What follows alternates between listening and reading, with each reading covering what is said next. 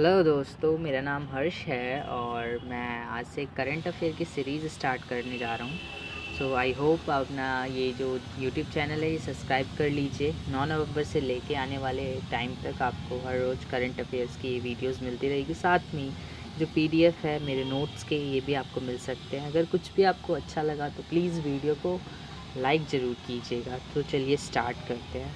तो सबसे पहला पॉइंट है, कोल मिनिस्टर हमारे श्री प्रहलाद जोशी जी हैं।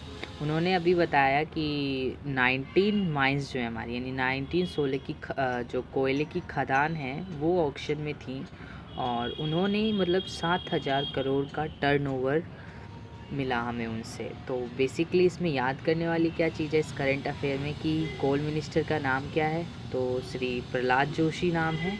कितनी कोयले की खदानें हमारी ऑक्शन में थी, तो 19। और रेवेन्यू कितना जनरेट किया उन्होंने, तो 7 करोड़ का, 7,000 करोड़ का।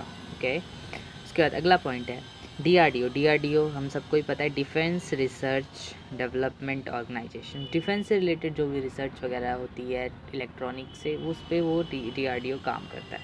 तो डीआरडीओ ने अभी किया क्या कि एक fire detection and suppression system बनाया है पैसेंजर बसेस के लिए, जिसमें जो फायर डिटेक्शन होता है वो सिर्फ 30 सेकंड से 30 सेकंड से भी कम समय में जो फायर डिटेक्शन कर लेता है। और जो हमारा फायर एक्सटिंग्विशर लाते, जब भी आग लग जाता था तो हमें उसमें टाइम लगता था, तो फायर एक्सटिंग्विशर जो है वो 60 सेकंड में आपको वो एक्सटिंग्विश कर देगा। तो बहुत ही फास्ट रेट पे हमारा ये डीआरडीओ ने फास्ट रेट वाला एक एप्लीकेशन बनाया। बहुत बड़ी अच्छी डेवलपमेंट है इंडिया के लिए।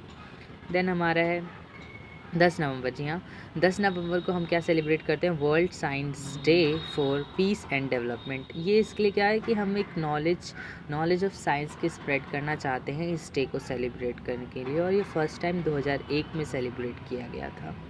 ठीक है, उसके बाद हमारा फोर्थ जो पॉइंट है जो 9 नवंबर को हुआ, वो ये हुआ कि सूडान जो है, सूडान को हमने state responsible for terrorism list से बाहर कर दिया है। ठीक है, अब आपको नाम से पता चले, state sponsors of terrorism list. इस खुशी की बात है सूडान के लिए कि वो इस लिस्ट से रिमूव हो गई है, क्योंकि स्पॉन्सर्स ऑफ टेररिज्म से आपको समझ ही आता है कि जो टेररिज्म को बढ़ावा दे, तो उस लिस्ट से वो सूडान अब बाहर हो गई है। और यूएई, ब्राह्मीन और सूडान, ये 3 ऐसे स्टेट्स हैं जो अब जिनका इज़राइल के साथ रिलेशनशिप कुछ 2 महीनों में अच्छा सा रहा है, नॉर्मलाइज रिलेशन रहा है। ठीक है, इसके बाद हमारा है, फिर अब हमारा एक डिफेंस जो मिनिस्टर है हमारे श्री राजनाथ सिंह, उन्होंने इनॉग्रेट किया था एक anti satellite missile system again DRDO पे। डीआरडीओ बहुत काम कर रहा है आजकल, तो डीआरडीओ में ही अभी हमारा इनॉग्रेट हुआ क्या, एंटी सैटेलाइट मिसाइल सिस्टम, जो कि डिफेंस मिनिस्टर श्री राजनाथ सिंह ने किया था। और ये जो सैटेलाइट है इसकी टेस्टिंग लॉन्चिंग जो हुई है वो दिल्ली में हुई है, न्यू दिल्ली में हुई है। लेकिन जो इसका टेस्ट हुआ था वो कहाँ हुआ है, doctor APJ Abdul Kalam Iceland Orissa के अंदर। सो टेस्टिंग पहले हुई थी, इनॉग्रेशन दिल्ली में हुआ जो कि राजनाथ सिंह ने किया। ठीक है, उसके बाद मॉर्थ हमारी एक क्या है, ministry of road transport and highway मोर्थ ने जो है फास्टैग्स, आपको पता होगा कि गाड़ी आई, फास्टैग होता है कि डायरेक्ट आपको लाइन नहीं लगना पड़ता, गाड़ी आती है, इलेक्ट्रॉनिक काम होता है बेसिकली। वहाँ पे इलेक्ट्रॉनिक्स को प्रमोट किया जा रहा है जैसा कि हम देख रहे हैं। तो फास्टैग में गाड़ी आती है, आप पहले से ही उस गाड़ी के साथ आपका सेंसर होता है और गाड़ी को वो पहले डिटेक्ट कर लेता है और गाड़ी बैरिगेटिंग से निकल जाती है। किसी भी टोल प्लाजा पे आपको वो फास्टैग दिख जाएगा। तो अब वो कंपलसरी हो गया है 1 जनवरी 2021 से, कि अब वो फास्टैग ही होगा, कि अब लाइनों में जो ट्रैफिक लगता था वो हमें देखने को नहीं मिलेगा 1 जनवरी 2021 से। ये किसने ऑफिशियली अनाउंस किया है, मॉर्थ ने। मॉर्थ हमारी रोड ट्रांसपोर्ट अफेयर्स के ऊपर डील करता है, तो बहुत बढ़िया किया है। एक और अच्छी खबर है इंडिया गाड़ी वालों के लिए कि लाइन नहीं लगना पड़ेगा अब। उसके बाद हमारे अगला जो है, ये जो हमारे यूनियन मिनिस्टर हैं गजेंद्र सिंह शेखावत, उन्होंने फिर से एक कंट्री में पहला solar based integrated multi village water supply project को लॉन्च किया है, वो जो कि अरुणाचल प्रदेश में हुआ था।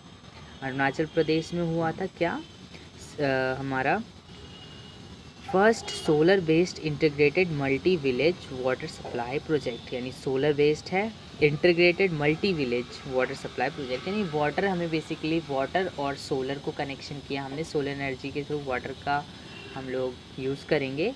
और ये बेसिकली किन्होंने लॉन्च किया था, गजेंद्र सिंह शेखावत, जो कि हमारे क्या हैं, यूनियन मिनिस्टर हैं। और जो अरुणाचल प्रदेश के जो सीएम हैं, चीफ मिनिस्टर हैं, वो प्रेम खांडू हैं, वो भी उस समय उस इनॉग्रेशन के टाइम, उस लॉन्चिंग के टाइम प्रेजेंट थे वहाँ पे। पीएम नरेंद्र मोदी जी ने अभी कुछ टाइम पहले ही, यानी 9 नवंबर को ही किया है, बेसिकली 8 नवंबर को किया, जो हमारी, जिसको हम बोलते हैं बंदरगाह या फिर तट बोलते हैं, समुद्र के किनारे, शिपिंग टू मिनिस्ट्री पोर्ट्स था पहले, मिनिस्ट्री ऑफ शिपिंग उसका नाम हुआ करता था, मिनिस्ट्री ऑफ शिपिंग, या उससे रिलेटेड जो भी काम होता था उसको उन्होंने चेंज करके क्या रख दिया है, ministry of ports shipping and waterways ही रखा है उन्होंने नाम। इसके पीछे क्या हिस्ट्री है ये आप जाके और अच्छे से पढ़ सकते हैं। बाकी अभी सिर्फ किसने किया, तो नरेंद्र मोदी जी ने किया था उसका नाम चेंज, और पहले नाम था मिनिस्ट्री ऑफ शिपिंग, अब वो चेंज हो गया है ministry of ports shipping and waterways, जो कि ये 8 नवंबर को किया गया था। देन 8 नवंबर को ही एक और चीज़ हुई, जो जॉ बाइडन है, अब हम लोगों को पता है कि जॉ बाइडन जो हैं न्यू प्रेसिडेंट बन चुके हैं यूएस के, तो उन्होंने आते आते काम करना भी स्टार्ट कर दिया है। उन्होंने एक 12 लोगों की एक फ़ोर्स, एक टास्क फोर्स बनाया है, जो कि कोविड-19 से डील करेगा यूएस में। तो आते आते जॉय बाइडन जी ने क्या किया, 12 लोगों का टीम बनाया, और ये टीम क्या करेगी, पूरे कोविड-19 को यूएसए में देखेगी।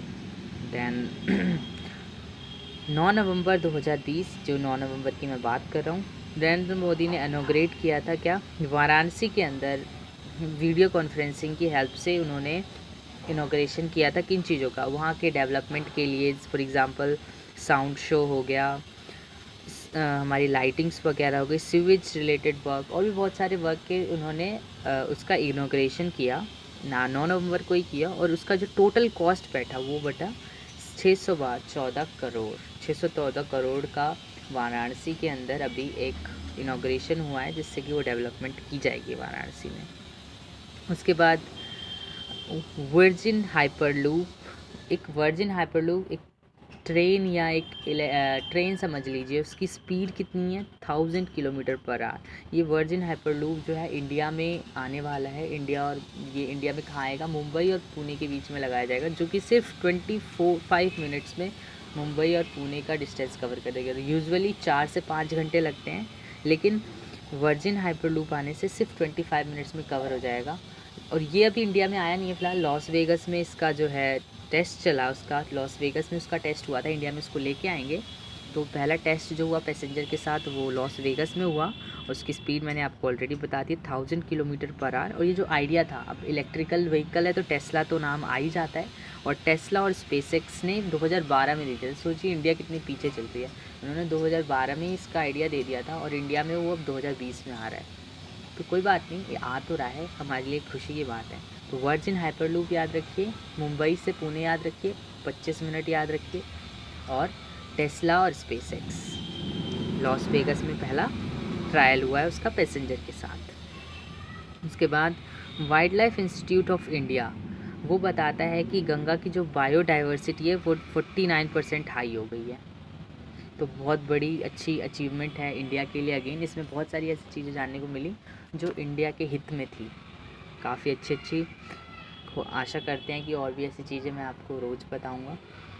तो ये मेरी तरफ से था आपको 9 तारीख के 9 या 8 और या 9 मान लीजिए, 8-9 के बीच का ही होता है बेसिकली। तो 8 और 9 तारीख के आपको करेंट अफेयर के लिए नेक्स्ट डे है, नेक्स्ट करेंट अफेयर आपको देखने को मिलेंगे, और आप ये जाके नीचे डिस्क्रिप्शन से डाउनलोड कर सकते हैं ये PDF फाइल। आई होप आपको अच्छा लगा होगा। कोई डाउट है, कुछ है किसी टॉपिक को, इसमें मैंने बेसिकली सिर्फ पॉइंट्स कवर किए हैं। आप इसकी अगर फुल नॉलेज लेना चाहते हैं तो आप गूगल करिए, वहाँ से बहुत अच्छी नॉलेज आपको मिलेगी इन सब चीज़ों के बारे में। बाकी अगर एग्ज़ाम पॉइंट ऑफ व्यू से देखें तो दैट्स इनफ। अगर आप इतना कर लेते हैं तो एग्ज़ाम में आप इजीली, कोई भी एग्ज़ाम में यही चीज़ें पूछी जाती हैं। Okay, thank you so much.